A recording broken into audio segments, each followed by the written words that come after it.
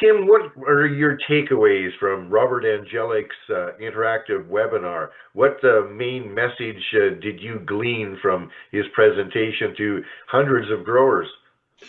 I would say that, his message wasn't that agriculture is a problem, but that commercial real estate, nationally, globally, is an issue, right? And so the banks are under pressure to clean up, non-performing loans there. And it's not just the financial institutions themselves, but the regulators like the OSFI.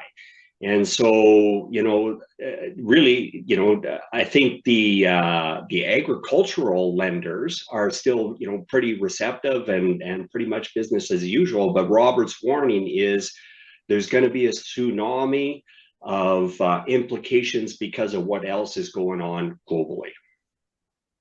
So producers would be well advised to have their financials well understood and well documented, and when things tighten up, it'll producers in good financial standing and can illustrate thus will still be front of the line if they're looking for a land mortgage.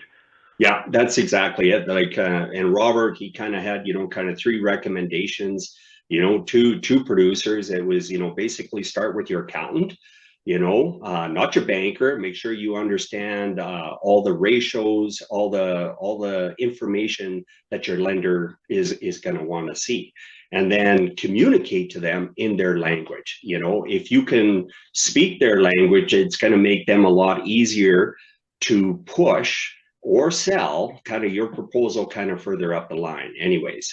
And then the third recommendation was just, run your business with the same metrics as the bank wants to look at. So just, kind of become more financially literate, I guess. Everybody's, they're good business people, but to speak that language is really going to help. Everywhere I go, producers talk about disappointing grain prices. And I think in most areas of the province, high yields in 2025 are counteracting some of those low grain prices. But when you do your assumptions for 2026 using average yields and current prices, the economics looks troublesome. Are you hearing the same thing?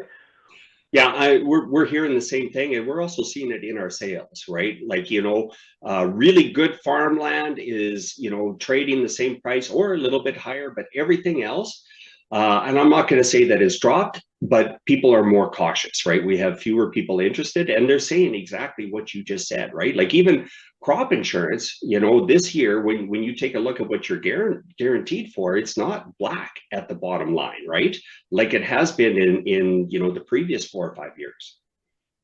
So your view is that land price increases might be more cautious. Is that also the view of Robert Andjelic, or did he give an opinion on that?